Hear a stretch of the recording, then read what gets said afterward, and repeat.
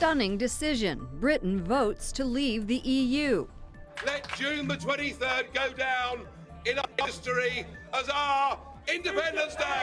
Immediate impact. The Prime Minister resigns and stock markets tumble. Apostolic trip. The Pope brings his message of peace to Armenia. High water. West Virginia mobilizes the National Guard to save people from massive flooding.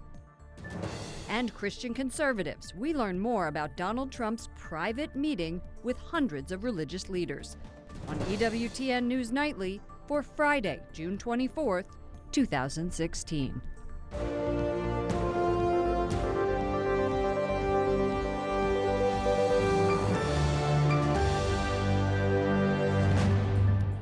Good evening, and thank you for joining us. I'm Lauren Ashburn. Britain enters uncharted waters after voting to leave the European Union. Prime Minister David Cameron confirms he will resign following this historic referendum. Worldwide financial markets took a beating, and the fate of the Union is uncertain. Jason Calvi will have reaction from Capitol Hill and the White House, but first, we go to Wyatt Goolsbee, who is at the British Embassy in Washington. Wyatt. Lauren, the United Kingdom is now the first country to choose to leave the European Union. The impact on the EU, the world's largest economy, is unclear, but we do know that the voter turnout was high, with 72% of the roughly 46 million registered voters weighing in.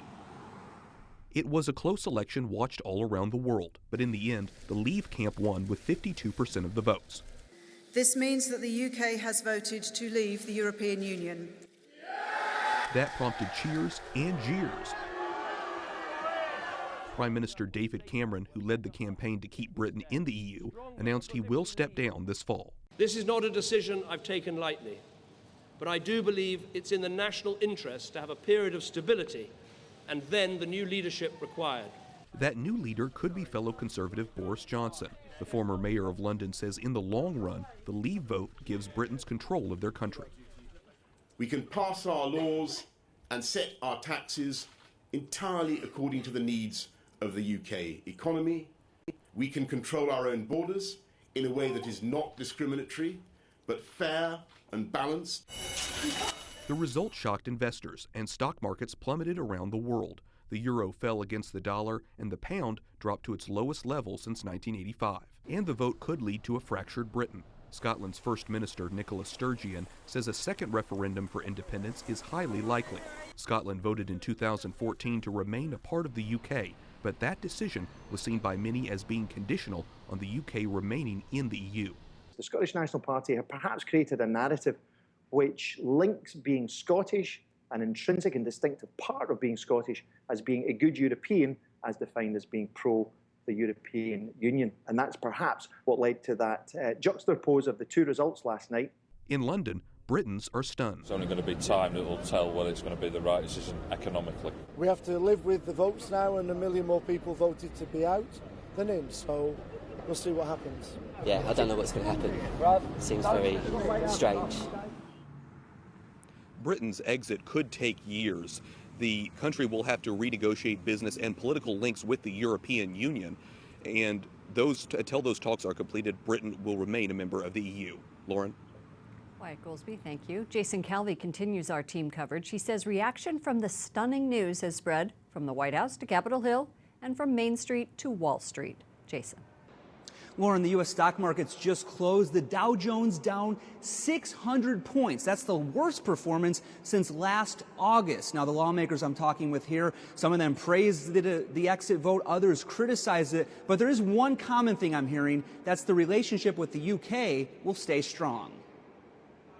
Speaker Paul Ryan hasn't said if he was for or against the UK exit, but he says the vote is democracy at work.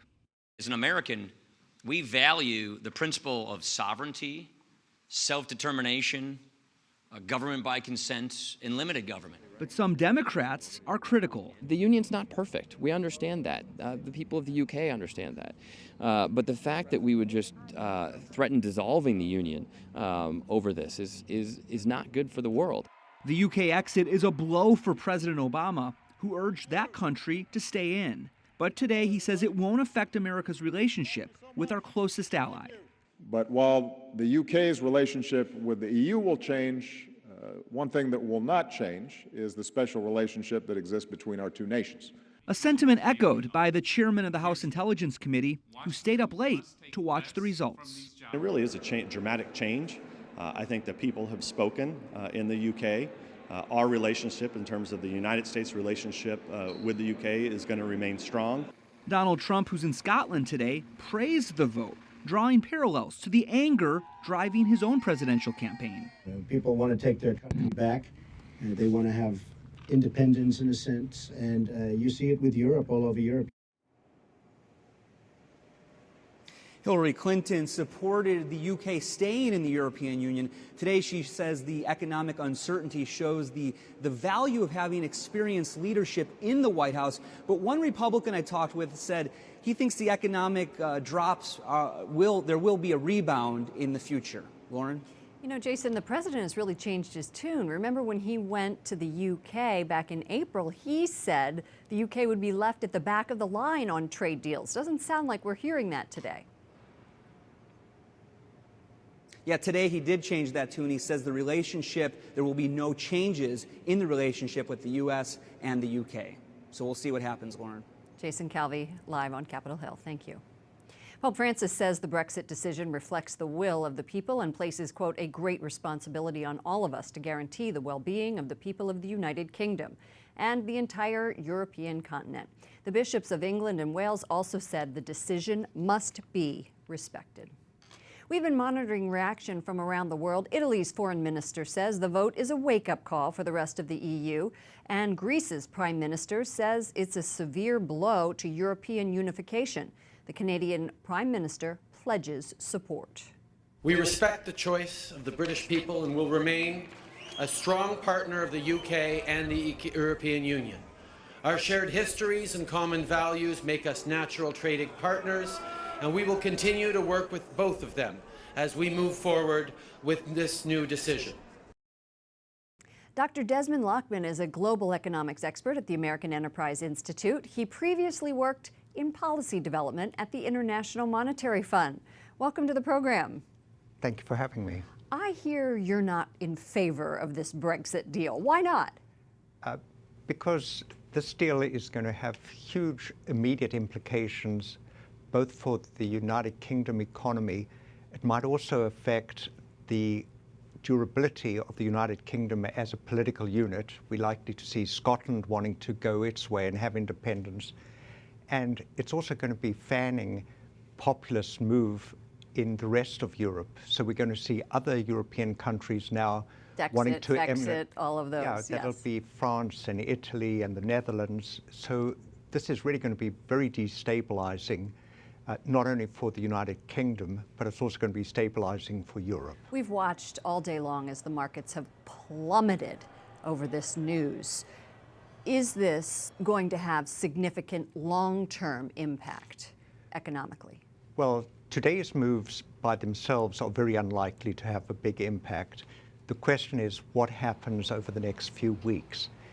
Because they now have to negotiate terms with Europe that'll take 2 years, people don't know what are the rules of the game going to be like in 2 years' time. So many people are going to defer investments to move money out of the United Kingdom. And meantime, the United Kingdom has got this big balance of payments deficit. So it's all too likely that we're going to have more and more selling of sterling, and that is going to have repercussions through the rest of the global economy. What kind of economic impact will we face right here? For a start, what we're seeing is we're seeing the dollar strengthening. Everybody's trying to go into the dollar. If the dollar strengthens, that means that our exporters have a tougher time selling their goods abroad. Foreigners have an easier time selling their stuff in the United States, so we take a hit that way. But the serious hit would come if these disturbances cause turmoil in global financial markets. And we saw in 2008 that we're all interconnected through the global financial system. Dr. Desmond Lockman is with the American Enterprise Institute. He's a global economics expert. Thanks for joining us. Thank you.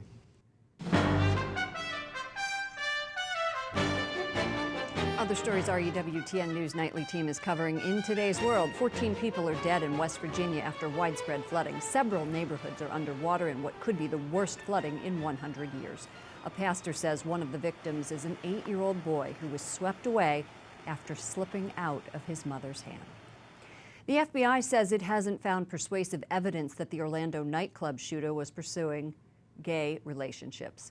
Media reports have said Omar Mateen reached out to other men on gay dating apps and frequently used the gay nightclub, which became the scene of his shooting spree. But the FBI says it has not been able to corroborate those accounts. Politicians have questioned whether the massacre was a hate crime, a terror attack, or both. One day after a historic sit-in on the House floor ends, Democrats and Republican representatives introduced a gun control compromise. It's the same one proposed in the Senate. This proposal, yesterday had a test vote in the Senate. It only got 52 senators, not enough to even pass the Senate. Well, but that's on a tabled motion. It's critical. This is the only piece of legislation in the Senate that's still alive. It's the last one standing. 52 senators voted to keep the process going. I'm hopeful. This is our only chance, so we can't lose hope. The bill would ban gun sales to suspected terrorists on the government's no-fly list and people on a second list that requires them to go through tougher security screening before boarding. Pope Francis begins a 3-day trip to Armenia. It's the first country to adopt Christianity as its official religion in the year 301. Producer Mary Shovlin reports on the apostolic visit. The Holy Father touches down in Yerevan, the capital city of Armenia, where he is expected to bring a message of peace and solidarity. Armenia is home to one of the bloodiest massacres in history. Last year, the Holy Father described the killing of 1.5 million Armenians between 1915 and 1923 by Ottoman Turks as the first genocide of the 20th century. But that doesn't sit well with Armenia's neighbor Turkey, who claims that there were far fewer victims and that they died fighting a civil war. Francis will visit a memorial for the victims this Saturday. He follows in the footsteps of Pope John Paul II, who was the first pope to visit Armenia in 2001. It was the 1700th anniversary of the adoption of Christianity by Armenians. And like John Paul II, Pope Francis comes as a pastor, one who is close to the poor, like those of the community in Gyumri, where he'll celebrate an open-air mass. And people know that Pope Francis loves poor people very much, and he loves to share their problems, to know about that. Pope Francis says he's going to Armenia to drink from the well springs of their faith, and Armenians across the board, Catholic or not, are excited about this visit. Rosa says everyone is looking forward and preparing for his visit. Francis will write another page in Armenia's history with his trip. He's only the second pope to visit the country. In Rome, Mary Shovlin, EWTN News Nightly. Aram Hamparian is Executive Director of the Armenian National Committee of America. Welcome to the program. Thank you. Or welcome back. Just a few hours ago, as the Pope arrived, he ad-libbed his speech. He denounced the genocide of Armenians, which happened, 100 years ago. He listed it alongside the Holocaust and Stalinism. Why is it important that the Pope went to Armenia and said those words? Pope Francis's truth-telling about the Armenian genocide on Armenian soil represents a very powerful, open challenge to Turkey's denial of truth and justice for this crime. It represents, I think, a very meaningful step for the world in terms of preventing future genocides. He's speaking honestly about past genocides, which we consider a first step toward preventing their repetition. Now, you're lobbying here in Congress, right, for the Armenian Genocide Truth and Justice Resolution. What is that? What do you hope it will accomplish? Our hope is that the Armenian and Turkish nations can reconcile on the basis of a truthful and just recognition and a just resolution of the Armenian genocide. This legislation would do that. We look to Speaker Ryan, President Obama, and every American leader to follow the Pope's lead and to speak the truth about this atrocity, because we think that the truth ultimately will set the conditions for peace in that region. But it happened 100 years ago, so why now? I think the Turkish government continues to deny this crime, and as a result, the wound remains open. Those are the Pope's exact words from last year. The wound remains open.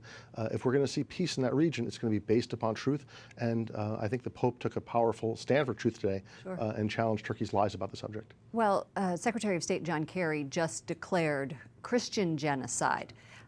Do you think that that bodes well for your resolution? It should, and we supported that determination. We work with In Defense of Christians and many other groups for that determination. It has not translated to recognition of the Armenian genocide, and basically because our leaders, I hate to say this, are cowardly in the face of Turkish threats and sort of bullying. Your leaders in Armenia? No. There are leaders here in the U.S., my own president, my own, sadly, leaders in Congress who are fearful of challenging Turkey. Turkey has imposed a gag rule on Americans speaking honestly about this crime, and sadly, our leaders are enforcing that gag rule here in America. Aram Hamparian, thank you so much. National Committee of America. Thank you so much. Coming up, Republicans unveil a sweeping new proposal for tax reform, how it would affect families and businesses. And Christian conservatives, an insider tells us about their meeting with Donald Trump.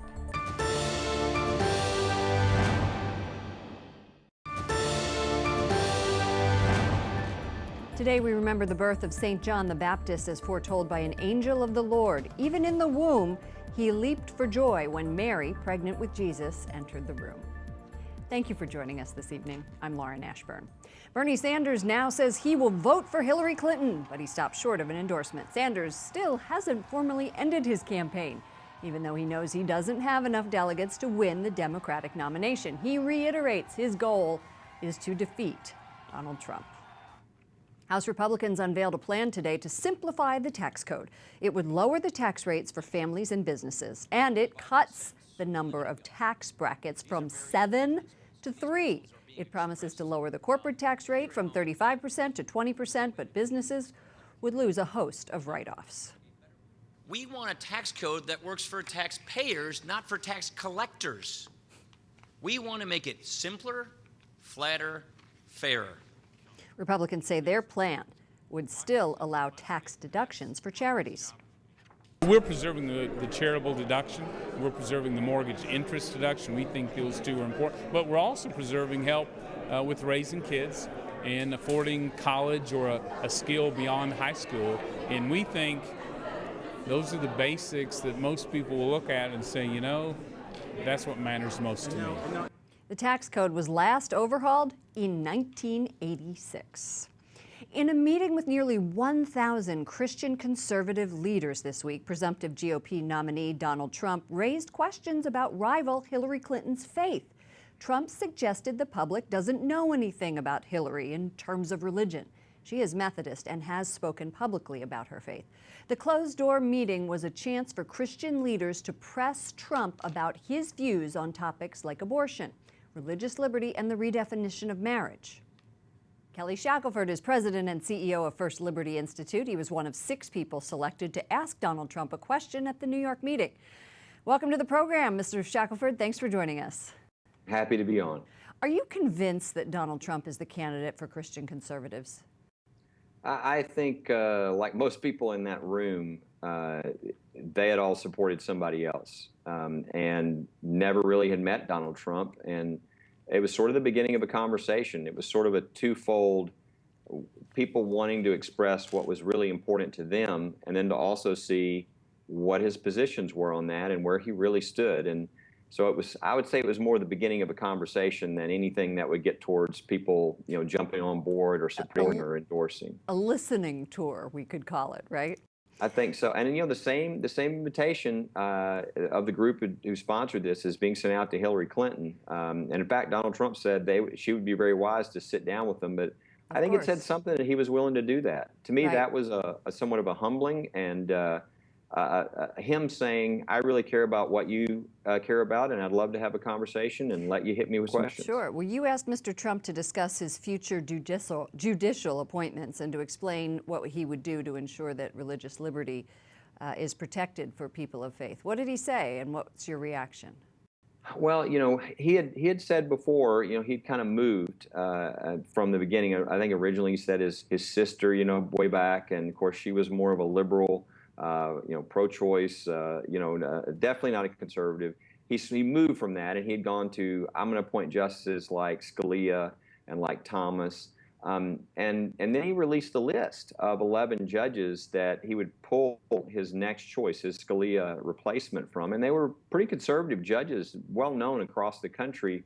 So my question to him was, there's going to be probably 3 Supreme Court justices, maybe even more appointed. Right, there's a rumor that Clarence Thomas is going to be stepping down. That was earlier this week. That's right. And I think everybody thinks there could be 4, there could be more, but there's also hundreds of federal judges, lower court judges. And so my question to him was, tell me exactly how we can know that you're going to pick conservative. How are you doing this? Who are you going to rely upon? Did you get an answer? Who are you going to run this by? He said the Federalist Society and the Heritage Foundation. Well, those are good answers for conservatives, aren't they? That's pretty strong for conservatives. Right. So I think it really was something that really spoke to the kind of justices, the kind of judges he would be appointing. Okay, wonderful. Thank you so much for joining us. Kelly Shackelford is president and CEO of First Liberty Institute. Thank you. Up next, supporting people with disabilities. Sister Kathleen Scapani tells us about a new push at the Vatican. And women at work, finding the best balance between career and family.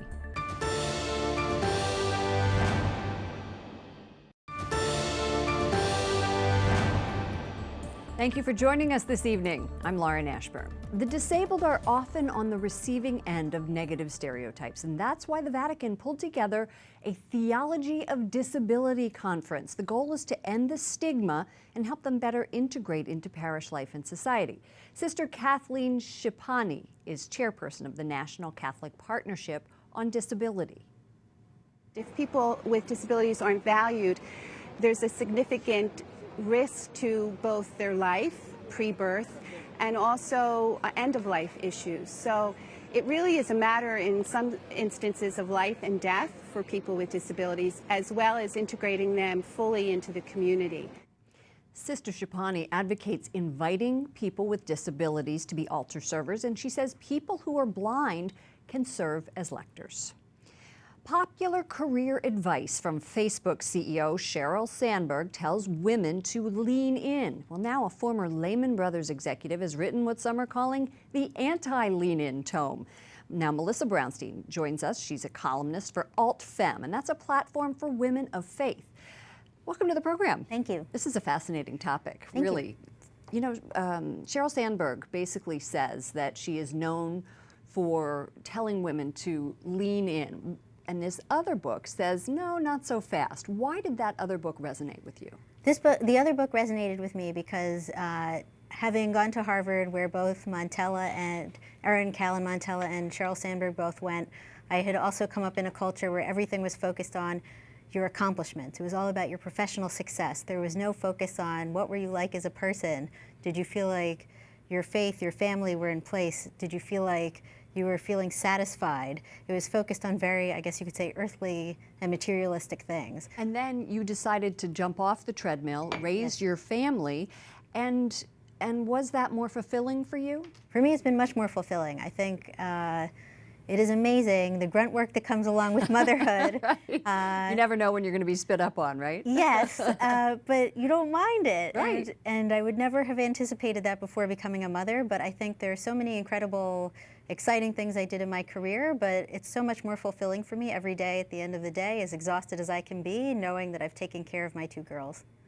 And do you think that there is more of a focus for women on achieving and not having children at all? I think there's a lot of societal support at this point for not having children. I think there are women where that can be the right decision. I'm not one of them. I think for most of us that's not the right decision. And I think it would be better, in my personal opinion, it would be much better if we had more support for women who really... Or stay-at-home moms who put their kids as make their kids as their career. Yes. Okay, well, thank you so much for joining us, Melissa Brownstein, columnist for Alt-Fem. Thank you. For the EWTN News Nightly team, I'm Lauren Ashburn. Have a wonderful weekend. Good night, and God bless you.